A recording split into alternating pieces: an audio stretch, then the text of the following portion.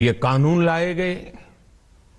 देश के कोने कोने में कोटि कोटि किसानों ने, अनेक किसान संगठनों ने इसका स्वागत किया, समर्थन किया।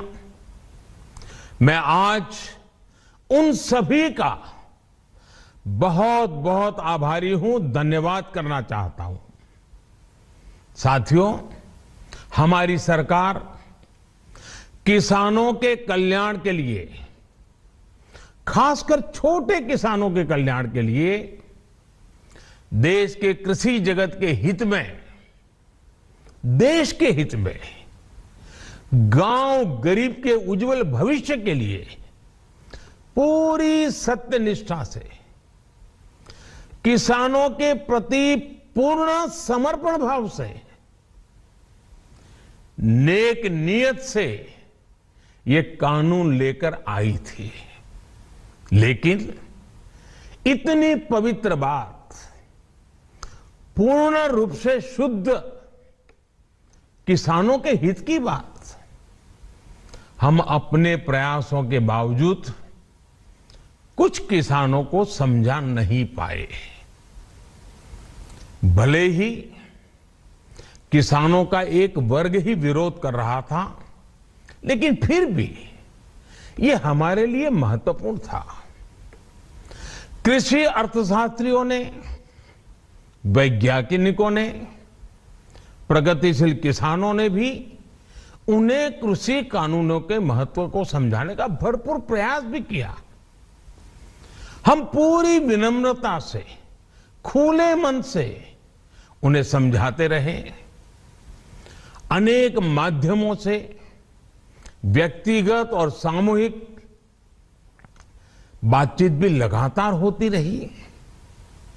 हमने किसानों की बातों को, उनके तर्क को समझने में भी कोई कोर कसर बाकी नहीं छोड़ी। कानून के जिन प्रावधानों पर उन्हें ऐतराज था, सरकार उन्हें बदलने के लिए भी तैयार हो गई। 2 साल तक हमने इन कानूनों को सस्पेंड करने का भी प्रस्ताव दिया। इसी दौरान ये विषय माननीय सर्वोच्च न्यायालय के पास भी चला गया। ये सारी बातें देश के सामने है, इसलिए मैं इनके अधिक विस्तार में नहीं जाऊंगा। साथियों, मैं आज देशवासियों से क्षमा मांगते हुए सच्चे मन से और पवित्र हृदय से कहना चाहता हूं कि शायद हमारी तपस्या में ही कोई कमी रही होगी, जिसके कारण दिए के प्रकाश जैसा सत्य कुछ किसान भाइयों को हम समझा नहीं पाए। आज गुरु नानक देव जी का पवित्र प्रकाश पर्व है। ये समय किसी को भी दोष देने का नहीं है। आज मैं आपको, पूरे देश को ये बताने आया हूं कि हमने 3 कृषि कानूनों को वापस लेने का, रिपील करने का निर्णय लिया है।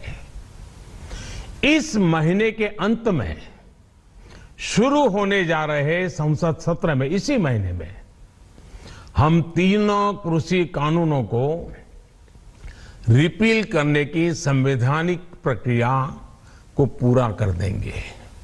साथियों, मैं आज अपने सभी आंदोलनरत किसान साथियों से आग्रह कर रहा हूं, आज गुरु पर्व का पवित्र दिन है। अब आप अपने अपने घर लौटे, अपने खेत में लौटे, अपने परिवार के बीच लौटे। आइए एक नई शुरुआत करते हैं, नए सिरे से आगे बढ़ते हैं।